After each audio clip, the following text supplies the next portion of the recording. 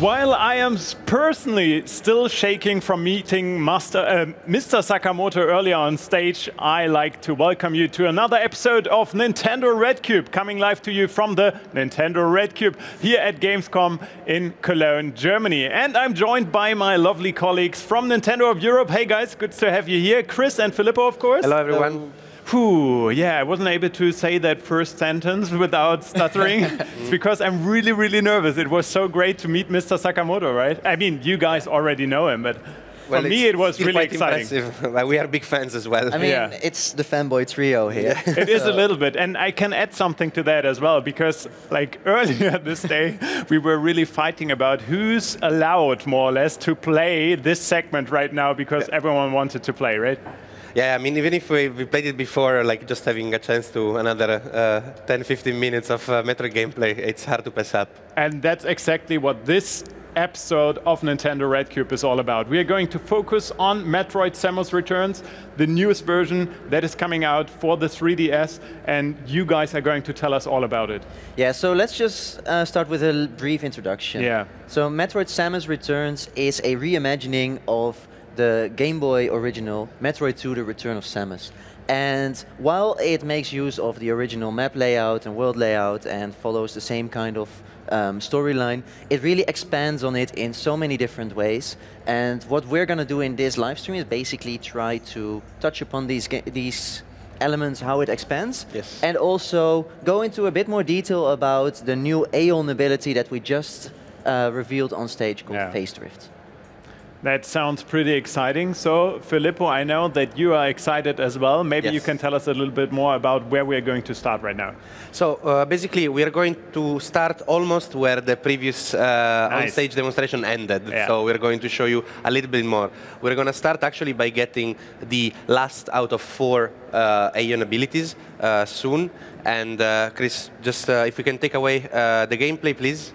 There we go. So, here we are just where we are getting the last of the Aeon abilities, the Phase Drift. Yeah, so before I do that, I just want to briefly stand still for a moment, because one really great thing of Metroid Samus Returns is how incredibly detailed the graphics are. Yes. It's just not only the animations of Samus, but also the backdrops are really amazing. Yes. And they don't only look good in 2D, they also look great in 3D, and you really have so much depth to discover, so many details in the environments to find, even the lighting details, and yeah, it's really eye candy. Yeah, and one thing that he told me in advance is that in the original version, if I might say so, which was obviously black and white, or black and white and green, if black and green, yeah, exactly. Screen, yeah. It was quite easy to get lost because it was so hard to recognize where you are right now. Yes. And this time it's different because it's so beautiful. Yeah, I mean, like the planet where Samus is right now, planet SR388, is a maze-like cave system. Yeah. So while she's delving deeper and deeper into the planet, in the Game Boy original, all those environments looked very similar to each other. So what that meant is that you could really get lost because you were like, am I now in this area or am I in that area? Yeah. And what has happened now is that because there are so many detailed backdrops, you really get a much stronger sense of geometry, of where you are in the planet. Each area of SR388 looks visibly different, and of course it's not just because, of course, they can do it on the Nintendo 3DS and for the Nintendo 3DS family, we can, of course, make the game look nicer than the original. But it's also to give really a sense of belonging, to really make this planet come to life. Yeah. And it's, I would say, like, I would suggest everybody to play it with 3D on. And also to look at, there is an eShop trailer, I think, that is in 3D as well. So it's like, if you want to know how the game looks with the stereoscopic 3D. It's so uncommon to see you get hit. Well, the thing is, I'm trying to find the right spot to show you the newly acquired Phase Drift. Yes. So Phase Drift is one of the 4 Aeon abilities, and it allows you to slow down time. However, let's take a step back, because you can also combine it with other Aeon abilities, like the Burst Beam, which fires away a really strong and powerful beam, and that's of course very helpful in these big groups of enemies. But it's also very helpful when you are fighting a boss and you are in a pickle. Yeah. So there are enemies that basically they will heal themselves if you hit them with normal shots because they have a very fast regeneration rate. So you need to use the beam burst to be able to defeat them, for example. Exactly. And what we're here is that this is one of the puzzle elements that I showed where you need to use the phase drift because without that you cannot get across these breakable blocks. Yeah. Also, one thing which I also showed on stage, which is just really nice, is you have the ability to aim in all 360 degrees. Yes. Not only does it mean that you can really pinpoint your aim at the enemies, but also when you aim at a block that requires the grapple beam, that's so cool. It immediately switches. Yeah. And the grapple beam actually new ability to the game. Yes. And so this is one of those ways in which the game expands, that it doesn't only make use of the Game Boy original map, but it also adds some elements that you have to that are new puzzles basically. Yeah. So here we also see another use of the phase drift ability that is more like to solve an environmental puzzle. As we see, these fireballs are way too fast for us to be able to jump effectively. So in order to pass this area, we can take this big Aeon Energy orb that refills the Aeon Energy bar, which is that yellow bar just underneath the counter of the missiles and the energy of Samus on the touchscreen. And in this way, by slowing down time, we can pass it. That's a locked door. Of course, locked doors are quite a typical element of Metroid. In that case, that one has to be opened from the other side. Yeah. Yeah. So that's nice about Metroid. It's Samus Returns. This kind of things really show that at the heart there is still a lot of exploration to do. I mean, we've been showing a lot of the action, but in the end, it is still a maze-like cave system, and you have to find your way through. So we cannot open that door from that side. So let's try to. So that means we have to find another way. So here you are in a new era. This is actually we didn't show this in the presentation before with Mr. Sakamoto. So you can maybe show off. Yeah, okay. You already did the scan pulse, which is the first Aeon ability that we get. So you see below in the map, it basically scans an area of that grid of 10 by 10 squares. And if you have a destructible element in the environment, it will also blink white on the top screen if you're near it. We want to go on the left side. Oh. Yes. And we want to show you a new... so this is one of those enemies I was telling you, you can only defeat him with the beam burst. Because you see, if we shoot him, even with the rockets, nothing really happens at this point. We need to have like a very, very fast stream of shots. Basically, because he has an extremely strong shell, we need a counter machine that is also... extremely strong, yes.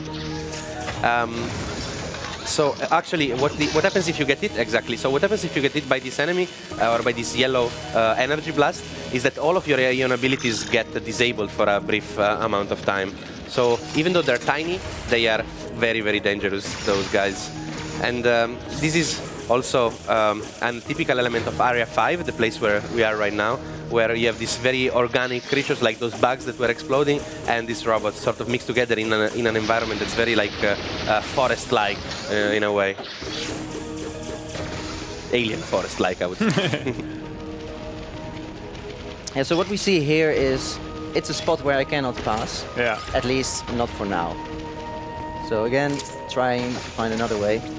And this is actually a good spot to show the lightning armor, the fourth of the Aeon. Oh yeah, right. Yes. Because that one briefly shields you from damage, and especially against a group of enemies like this who try to attack me. Yes, so they're tiny. Phase drift just to be safe.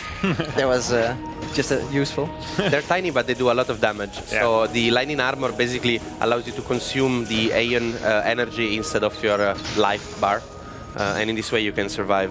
So another moment where I can nicely use the grapple beam. Yeah. And actually you can see here that I can get across. However, I want to show you a neat trick. Yeah. Because there's a lot of these hidden neat tricks that show that Samus has a lot of added animations and a lot of really smooth ways of getting through the level. Yeah. So here, if I just walk against it and jump, I immediately can go on. I love that so much because it's not about lowering the difficulty or something, it's just about getting that super smooth gaming experience. Yeah, I can imagine that this is a dream for speed. Yeah. Yes, but also it's about making Samus look as she should, so the coolest bounty hunter in the galaxy. So of course she doesn't have time for idle jumping. She immediately transitions into every animation very seamlessly. It's really cool to see how they have animated Samus, and as I said, like how everything very smoothly transitions into one another. Every animation. Even how in the water you can see that every animation is just so detailed. What I personally like a lot about the animation is when you get to shoot something behind your shoulder with 360-degree aiming, and she'll just look as cool as it gets by just casually shooting behind her shoulder without even looking at something. Yeah, so meanwhile I was just playing around a little bit because this is a breakable block, and that means that I cannot get across unless so the grapple beam has another use in this case, because you don't only destroy those red points, but with these blue grapple beam points you can pull yourself to them. So again, plays a role in traversal, in environmental puzzle solving.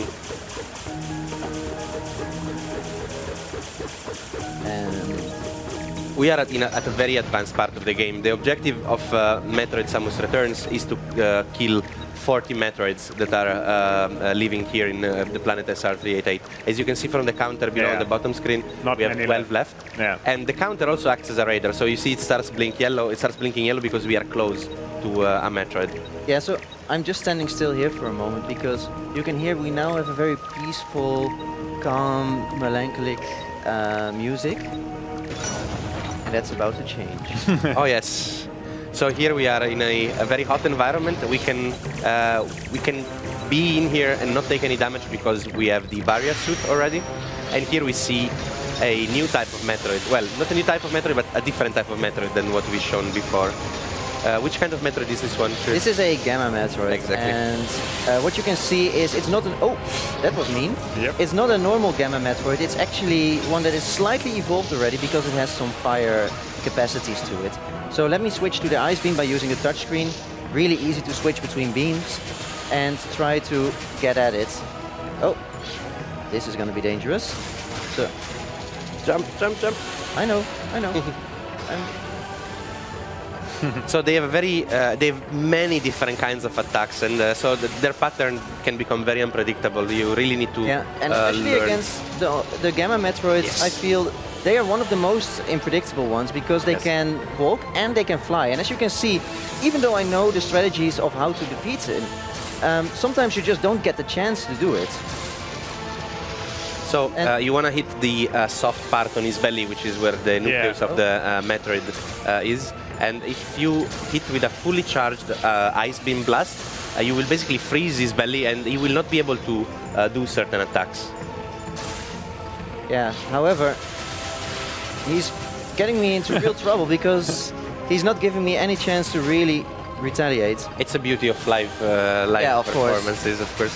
I mean, the game is very challenging as we want it to be. Like you wouldn't want an easy Metroid game. So Metroid Samus Returns is a challenging game. I can see, as we can see. Yeah. Exactly. And I'm seriously messing this up. Don't worry, it's fine. Luckily, you can continue quite close to where you left off. Yes. So what I wanted to say is that it is a difficult game, and it can become even harder because if you complete the game, then you can unlock hard difficulty. That's what I wanted. Nice. And yeah, we've frozen the Metroid now, so it cannot perform certain attacks. And the melee counter timing is really difficult. Yes, with this one, especially because the Gamma Metroid makes a lot of feints, and he transitions from one move into the other. So. It's the one where I always struggle with finding the right timing to hit him properly and give myself an option to retaliate. And he's being really mean to me today. He really is.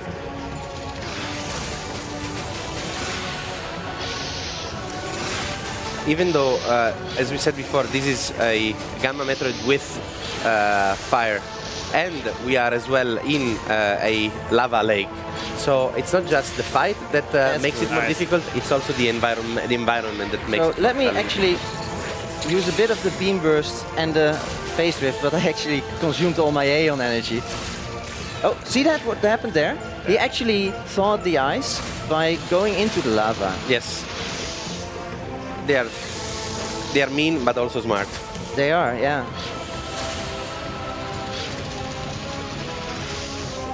Yeah, that explosion really is difficult to avoid. Yeah, and it mainly costs a lot of timing, because you suddenly have to get away from the spot where you want it to be.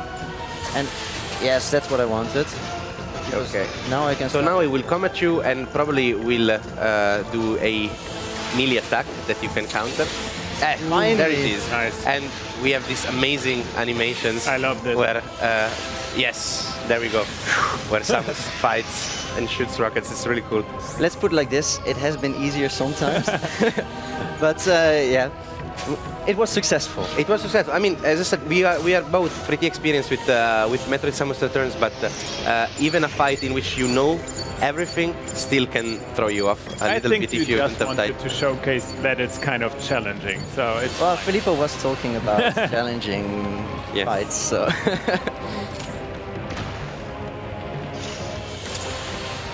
And I think, well, yeah, so you don't have yet the suit that allows you to resist lava. Let's get out of here. I've had enough of this lava. It's not been friendly to me today. So I think that's better. Yes. we're back in this peaceful zone. I'm a bit relieved.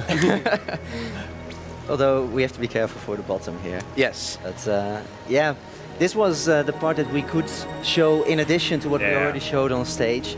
And what we really wanted to highlight is how these Aeon abilities, they are all vastly different, but they also interact with each other. Yes. And each of them gives you a chance to sort of expand on a playstyle that you like. So the Scan Pulse is really for those who like to explore, scan your environment. The Lightning Armor is for defense. The Burst Beam is for attacking, and the Phase Drift slows down time, so it can really be combined for a lot of different ones. Yeah, and all of them play a role in environmental puzzles too. So there's always, you know, the progression and the movement in Metroid, the Samus Returns is always depending on which kind of abilities you have. Amazing.